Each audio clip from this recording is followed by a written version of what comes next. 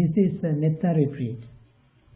During this retreat I gave almost 9 Dhamma talks, all on Metta. And if you remember all of them, you will be really filled with Metta by now. Now, Metta is not something that you sit down in one place and contemplate on certain ideas, certain words, certain thoughts. Metta is something that we should express through our thoughts, words and deeds. We can speak with Metta. We can speak to people with friendly thought, friendly attitude, smiling face, with right words, meaningful words, words with loving kindness and compassion. We can appreciate other people's things, achievements, success, skills with Metta. We can help people with Metta. As Bhante pointed out, this entire place is a manifestation of people's Metta. Some people have done so much for this place, they have never been to this place as yet. This place, since we started in 1982, up to this day, so many people, thousands of people have contributed to this place in various ways. And some of them have never seen this place as yet. This stained glass window here, somebody donated, and we invited that lady to come here and see. She never came here, just donated that. Out of respect, out of compassion, out of loving kindness, like that, people donated many things to this place. As I said in my yesterday's talk, generosity means nothing if it doesn't come with Metta. That means when you make certain generous act, you always wish, may my generous act benefit others. Benefit others, may my generous act help others to live in peace, harmony. May they live with happiness, joy, without pain, difficulties. Let my generous act help them to live in comfort. So even generous act becomes real generous act only if we do it with Metta.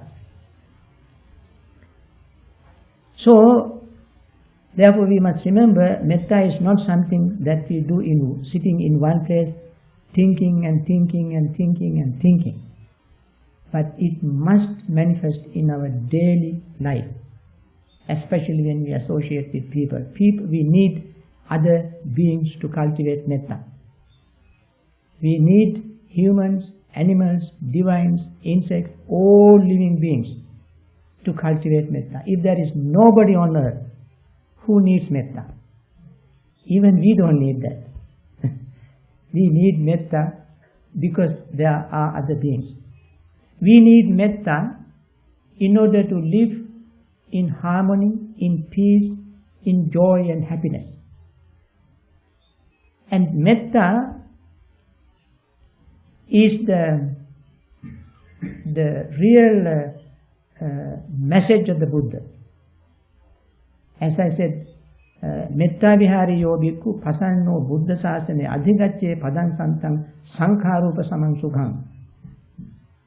One bhikkhu who lives with Metta overcomes his sankhara and enjoy happiness of peace. Sankhara upasamang sukham. He enjoys the happiness of appeasing sankhara, overcoming sankhara. That means when we practice Metta in all levels, in thoughts, words, deeds, just like practicing mindfulness. As you know, mindfulness and Metta are equated. In Karani Metta Sutta, Buddha said, Etang sating aditteya. Having determined with this mindfulness, that mindfulness there means Metta. So metta is the underlying principle of all wholesome thoughts, words and deeds. Even the fetters, hindrances, all hindrances can be overcome through the practice of metta. All the fetters can be weakened, not be eliminated, but can be weakened through the practice of metta. And therefore metta has such a force, power in spiritual training, spiritual practice, in our spiritual discipline. And this is why we spent this whole week trying to explain, describe, answering questions related to metta, and also trying to cultivate these thoughts in our minds in many different ways. Friends, I think we all have this metta. Many people come into this place. Many people feel that there are people living in this place with metta. That is very gratifying reaction from people.